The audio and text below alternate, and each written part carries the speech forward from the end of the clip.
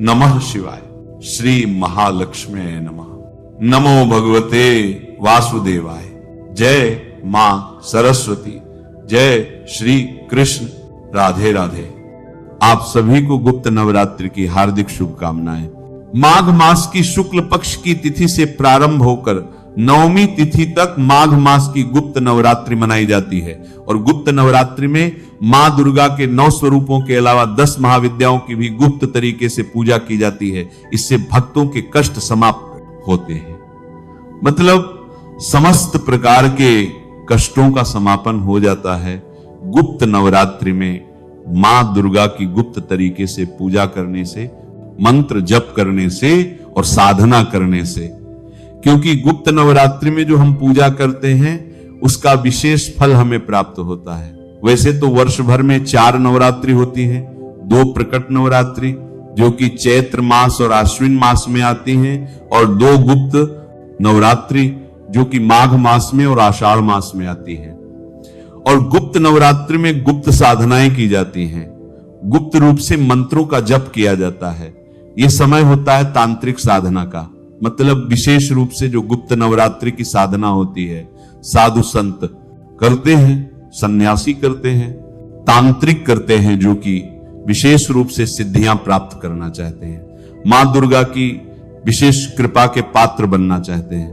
तो गुप्त नवरात्र सिद्धियों के दिन होते हैं। किसी भी प्रकार का मंत्र आप सिद्ध करना चाहते हैं, कोई भी उपाय करना चाहते हैं, कोई भी आपकी कामना हो जो बहुत समय से अधूरी हो, चाहे फिर वह संतान प्राप्ति की कामना हो या फिर आपकी धन प्राप्ति की कामना हो, विवाह की मनोकामना हो या फिर जीवन में सफलता पाना चाहते हो, मां दुर्गा की कृपा पाना चाहते हो, मतलब किसी भी प्रकार की आपकी कामना हो, अर्थ धर्म काम और मोक्ष चारों पदार्थों की प्राप्ति हो जाती है गुप्त नवरात्रि में मां की गुप्त साधना से।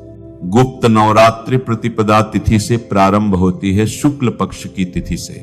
प्रतिपदा तिथि का प्रारंभ हो रहा है 19 जनवरी 2026 को सुबह 1:21 पर और प्रतिपदा तिथि का समापन हो रहा है 20 जनवरी 2026 को सुबह 2:14 पर। तो सूर्योदय कालीन तिथि के अनुसार 19 जनवरी 2026 सोमवार से गुप्त नवरात्रि का प्रारंभ होगा।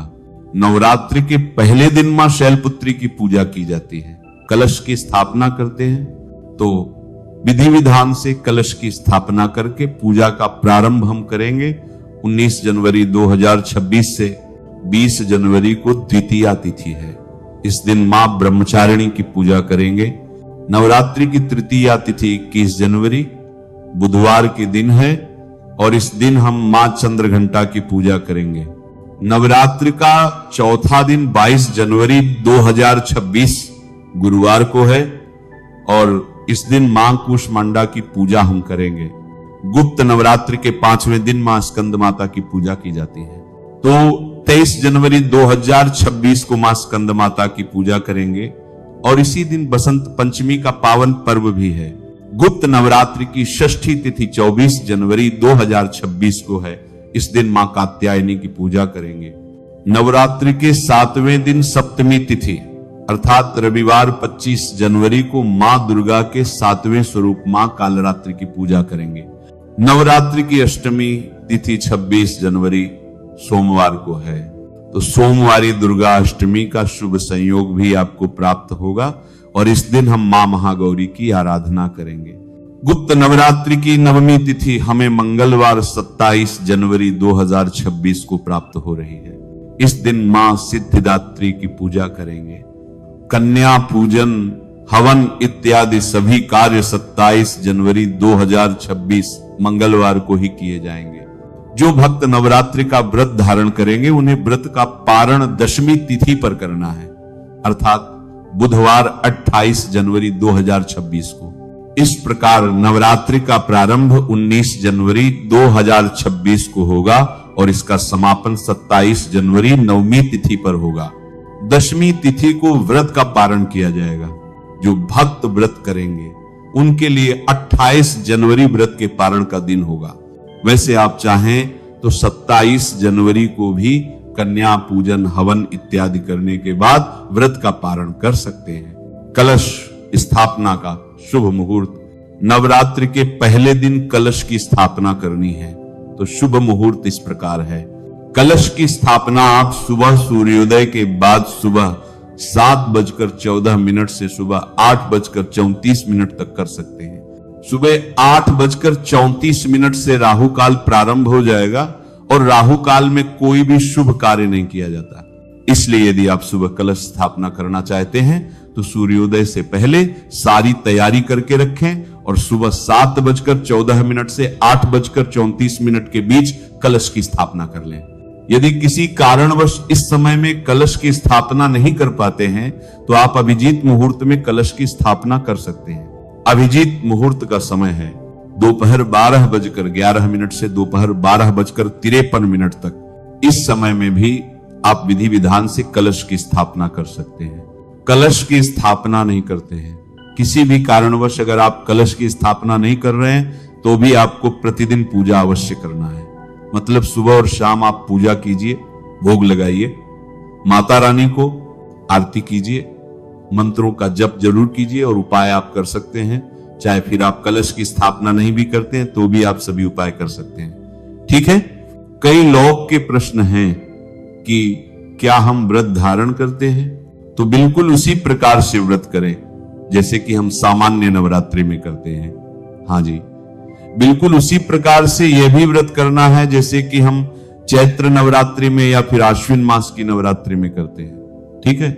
इसी प्रकार से कुछ भक्तों ने पूछा है कि क्या इस समय में हम अखंड दीप दान कर सकते हैं या फिर जवार बो सकते हैं? तो जी हां, आप चाहे तो अखंड दीप दान कर सकते हैं या फिर जवार बो सकते हैं। ये पूरी तरह से आपकी अपनी इच्छा पर निर्भर करता है।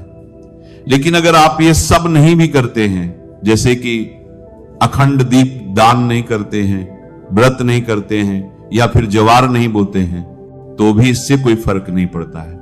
आपको साधना करना, बस इतना ध्यान रखिए, यह जो गुप्त नवरात्रि होती है मंत्रों की सिद्धि के लिए विशेष रूप से जानी जाती है।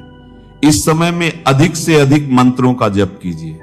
किसी भी मंत्र को आप जप सकते हैं, कोई भी एक मंत्र लीजिए और पूरी नवरात्रि में अधिक से अधिक संख्या में उसे जपने का प्रयास कीजिए।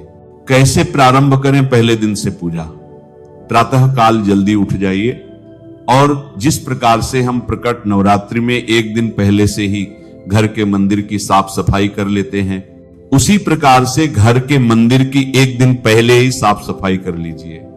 अच्छी प्रकार से अगर आप चौकी लगाना चाहते हैं तो बिल्कुल आप चौकी लगाकर पूजा कर सकते हैं, नहीं तो घर के मंदिर में जहां माता विराजित है वहां पर भी पूजा कर सकते हैं। तो एक चौकी बिछाइए और चौकी के ऊपर लाल रंग का वस्त्र बिछाकर उसके ऊपर आपको रखना है थोड़े से चावल, जहां पर मां को विराजित करना है। आप पुष्पों का भी आसन दे सकते हैं, चाहे तो आप लाल रंग का चावल लीजिए, जैसे कि थोड़े से चावल को रोली से या फिर फूड कलर से रंग दीजिए और ये चावल थोड़ी ज्यादा मात्रा में रखिए क्योंकि इसका प्रयोग हमें करना होता है पूजा में भी। ठीक है। अब इसी चावल से आपको मां को आसन देना है, कलश को आसन देना है। गौरी गणेश विराजित करेंगे तो वहां पर भी आपको इस चावल का प्रयोग करना है। सबसे पहले अगर आपके पास मां का विग्रह है तो आप उनका अभिषेक कर लीजिए पंचामृत से या फिर कच्चे दूध से, जो भी आपके पास उपलब्ध हो, फिर शुद्ध जल से, और इसके बाद मां को लाल रंग के वस्त्र धारण करवाइए। अच्छी तरह से मां का श्रृंगार कीजिए और इसके बाद मां को विराजित कर दीजिए चौकी पर या फिर घर के मंदिर में। ठीक है। अब सबसे पहले आपको शुद्ध घी का दीपक जलाकर कलश की स्थापना करनी है। तो इसके लिए आप पात्र ले लीजिए, कोई सा भी पात्र, और उस पात्र में आपको जल भरना है। तो पहले गंगा जल डाल दीजिए, फिर शुद्ध जल से उसे भर दीजिए। कुछ चीजें जैसे कि सिक्का, सुपारी, हल्दी, लौंग, इलायची इत्यादि डालकर और कलश की स्थापना करना है। पंच पल्लव रख दीजिए और इसके बाद आपको पूर्ण पात्र रखना है।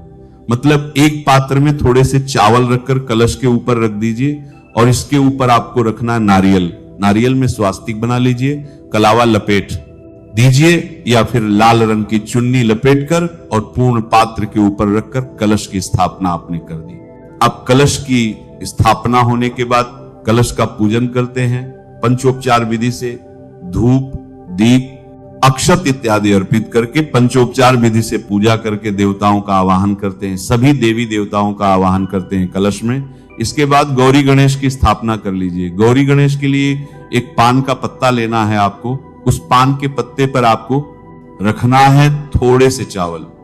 लाल रंग के चावल भी रख सकते हैं, चाहे तो सफेद चावल भी रख सकते हैं, ठीक है। इसी के ऊपर भगवान गणेश को विराजित करना है। अगर आपके पास विग्रह है तो विग्रह की स्थापना कर सकते हैं, या फिर एक सुपारी पर कलावा लपेट कर गणेश बना लीजिए और हल्दी से या फिर गाय के गोबर से गौरी बना लीजिए, ठीक है। और अब पान के पत्ते पर विराजित कर दीजिए गौरी गणेश को, और धूप, दीप, अक्षत, पुष्प इत्यादि सभी चीजें अर्पित करके गौरी गणेश का पूजन कर लीजिए। इसके बाद आपको मां दुर्गा की पूजा प्रारंभ करनी है। तो अपने हाथ में अक्षत और पुष्प लेकर एक सिक्का लेकर मां का आवाहन कीजिए। तो मां का ध्यान करके मां का आवाहन करने के लिए आप किसी भी मंत्र का जप कर सकते हैं। या देवी सर्वभूतेषु मां दुर्गा रूपेण संस्थिता नमस्तस्ये नमस्तस्ये नमस्तस्ये नमो नमः। इस प्रकार से मंत्र जप को मां कर का प्रभाव करके और आप संकल्प लेते हैं 9 दिन की पूजा का। अपना नाम बोलिए, अपना गोत्र बोलिए, और जिस स्थान पर आप रहते हैं उस स्थान का एड्रेस बोलिए और मां से प्रार्थना कीजिए कि आज से गुप्त नवरात्रि की पूजा आप प्रारंभ कर रहे हैं। तो आप व्रत धारण करना चाहते हैं, मंत्र जप करना चाहते हैं, जो भी आप आज से शुरू करना चाहते हैं उसका संकल्प ले सकते हैं। और अगर आपकी कोई कामना हो तो कामना का संकल्प ले सकते हैं। मां से प्रार्थना कर सकते हैं कि आप इस कामना से यह नियम धारण कर रहे हैं, चाहे फिर व्रत हो, पूजा पाठ हो, मंत्र जप हो, जो भी आप करना चाहते हैं, ठीक है। और अगर आपकी कोई कामना नहीं है, सिर्फ मां की कृपा प्राप्त करना चाहते हैं, तब तो अत्यंत ही श्रेष्ठ है। मां से प्रार्थना कीजिए कि हे मां दुर्गा, आपकी कृपा की प्राप्ति के लिए, आपकी प्रसन्नता के लिए मैं इस व्रत को, इस पूजा को धारण कर रहा हूं या धारण कर रही हूं। तो हे जगदम्बा, आप मुझ पर कृपा करें कि यह व्रत, यह पूजा निर्विघ्न रूप से मैं पूर्ण कर पाऊं। इस प्रकार से मां से प्रार्थना करते हुए आपके हाथ में जो सामग्री है मां के चरणों में अर्पित कर दीजिए। इसके बाद पूरी श्रद्धा भाव से जो भी आपके पास सामग्री है, धूप, दीप, अक्षत, पुष्प इत्यादि सभी चीजें एक एक करके मां को अर्पित कीजिए। मां को सिंदूर लगाइए, सुहाग की सामग्री अर्पित कीजिए, और आज से आपकी पूजा प्रारंभ हो जाती है माघ मास की गुप्त नवरात्रि की प्रतिपदा तिथि से, ठीक है। इसके बाद पूरी नवरात्रि में हम विधि विधान से प्रतिदिन पूजा करते हैं। सुबह और शाम दोनों समय पूजा होती है, जैसे कि हम प्रकट नवरात्रि में करते हैं। लेकिन गुप्त नवरात्रि में पूजा का जो सर्वाधिक श्रेष्ठ समय होता है वह होता है ब्रह्म मुहूर्त का। जैसे कि सुबह 3 बजे से 5 बजे के बीच में अगर आप पूजा करते हैं तो यह सर्वाधिक श्रेष्ठ है किसी भी कामना को पूर्ण करने के लिए। या फिर आप रात में कर सकते हैं, जैसे कि 8 बजे के बाद रात्रि 11 बजे तक, 11:30 तक आप पूजा कर सकते हैं। अच्छा, 11:30 के बाद जो पूजा होती है वह तांत्रिक पूजा होती है, ठीक है। मतलब 12 बजे रात्रि में तांत्रिक पूजा करते हैं, मतलब जो भक्त कोई विशेष सिद्धि प्राप्त करना चाहते हैं, गुरु के द्वारा 10 महाविद्याओं की आराधना करना चाहते हैं, या उनका कोई अपना नियम होता है तंत्र सिद्धि का, तो ऐसे साधक रात्रि में 12 बजे भी पूजा करते हैं। लेकिन आम गृहस्थ जन के लिए ब्रह्म मुहूर्त की पूजा, सुबह की पूजा, सायंकालीन पूजा या फिर रात्रि में 11:30 से पहले की पूजा बहुत ही श्रेष्ठ है। तो वैसे तो सुबह शाम पूजा हम करेंगे, आरती करेंगे, लेकिन अगर आप कोई मंत्र सिद्ध करना चाहते हैं या फिर किसी भी देवी देवता की विशेष रूप से आराधना के लिए मंत्र जप रहे हैं तो इसके लिए समय निश्चित कीजिए। तो इसमें आप अपनी सुविधा के अनुसार ब्रह्म मुहूर्त में या फिर रात्रि काल में मंत्र जप कर सकते हैं। बस इतना ध्यान रखिए, प्रतिदिन का समय एक हो, एक ही समय पर, एक ही स्थान पर और एक ही आसन पर बैठकर जो हम मंत्र जप करते हैं, पूजा पाठ करते हैं, जिस भी कामना से करते हैं, हमारी वह कामना निश्चित ही पूर्ण होती है। संख्या निर्धारित कर लीजिए, कितनी संख्या में आपको मंत्र जप करना है प्रतिदिन, और उसी संख्या में आपको प्रतिदिन मंत्र जप करना होता है। ठीक है, अगर आप 11 माला जपते हैं, 21 माला जपते हैं, 108 माला जपते हैं, तो हर रोज के मंत्रों की संख्या 1 होनी चाहिए। ठीक है, मतलब ऐसा नहीं होना चाहिए कि आज आप 11 माला जपें और अगले दिन 108 माला जपेंगे, फिर उसके अगले दिन आप 11 माला जपेंगे। ऐसा नहीं करना है। मंत्रों की संख्या आप निर्धारित कर लीजिए। 9 दिन में आप कितनी संख्या में मंत्र जप करना चाहते हैं, फिर उसके अनुसार आप प्रतिदिन की माला बांट लीजिए और प्रतिदिन की माला एक रखते हुए आपको 9 दिन तक मंत्र जप करना है। 9वें दिन मंत्र का दशांश हवन करते हैं या फिर दशांश मंत्र जप अधिक कर लेते हैं। ठीक है, अब प्रश्न आता है कि कौन सा मंत्र जपें। देखिए, किसी भी मंत्र का जप आप कर सकते हैं अपनी इच्छा के अनुसार, लेकिन गुप्त नवरात्रि में नवार्ण मंत्र ऐं ह्रीं क्लीं चामुंडाय विच्चे का जप करना बहुत श्रेष्ठ माना जाता है और फिर इस मंत्र से किसी भी प्रकार की कामना पूर्ण हो जाती है। चाहे फिर आपकी धन प्राप्ति की कामना हो, संतान प्राप्ति की कामना हो, विवाह की मनोकामना हो, मां की कृपा पाना चाहते हो, जीवन में सफलता पाना चाहते हो, मतलब अर्थ, धर्म, काम और मोक्ष चारों पदार्थों की प्राप्ति हो जाती है नवार्ण मंत्र से। तो नवार्ण मंत्र सर्वाधिक श्रेष्ठ है। लेकिन अगर आप कोई भी मंत्र जपते हैं और आप चाहते हैं कि वो मंत्र सिद्ध हो जाए, उसका फल आपको प्राप्त हो, तो इस गुप्त नवरात्रि में आपको उसी मंत्र का जप अधिक से अधिक संख्या में करना है। ठीक है, मंत्र बहुत सारे नहीं करने, कोई भी एक मंत्र ले लीजिए और उसी मंत्र को अधिक संख्या में जपिए। ठीक है, अपनी कामना निश्चित कर लीजिए, मां से प्रार्थना कर लीजिए कि इस कामना से आप इस मंत्र का जप कर रहे हैं और मां से प्रार्थना करते हुए प्रतिदिन आपको अधिक संख्या में उसी मंत्र का जप करना है। ठीक है, इसके अलावा नवरात्रि है तो दुर्गा सप्तशती का पाठ हम करेंगे, सिद्ध कुंज का स्तोत्र का पाठ कर सकते हैं, देवी कवच का पाठ आप कर सकते हैं, प्रतिदिन दुर्गा चालीसा या फिर विंध्याचली चालीसा, ये सभी चीजें पढ़ी जाएंगी। और इसमें भी आप अपनी इच्छा के अनुसार किसी भी मंत्र का, किसी भी स्तोत्र का, किसी भी पाठ का जप कर सकते हैं। ठीक है, इस नवरात्रि में कौन सा उपाय करें जिससे कि मां दुर्गा की विशेष कृपा हमें प्राप्त हो। देखिए, इस गुप्त नवरात्रि में अगर आप प्रतिदिन मां की पूजा करते हैं और दुर्गा चालीसा का पाठ करते हुए लाल रंग का पुष्प चढ़ाते हैं, तो इससे मां की कृपा आपको जल्दी ही प्राप्त होती है। गुप्त नवरात्रि में आपको पान का पत्ता लेना है, मतलब एक पान का पत्ता ले लीजिए, कटा फटा पत्ता ना हो, और उस पान के पत्ते पर एक बताशा और 2 लौंग रखना है, फूल वाली लौंग, और मां के सामने आपको मंत्र बोलना है, देहि सौभाग्यं आरोग्यं देहि में परमम सुखम रूपम देहि जयम देहि यशो देहि दुशो जहि। इस मंत्र पान कलाता पत्ते परान देहि कलाता पत्ते पर आत्मी का कम से कम 11 बार जप करके और मां से प्रार्थना कीजिए। आप वह भोग मां को अर्पित कीजिए, निश्चित ही आपकी कामना पूर्ण होती है। तो गुप्त नवरात्रि का समय बहुत विशेष है। बस आप पूजा प्रारंभ कीजिए, प्रतिदिन पूजा कीजिए, सुबह शाम मंत्रों का जप कीजिए, मां की आरती कीजिए, भोग लगाइए। सिर्फ पूजा करने मात्र से, मां को स्मरण करने मात्र से परेशानियां समाप्त हो जाती हैं।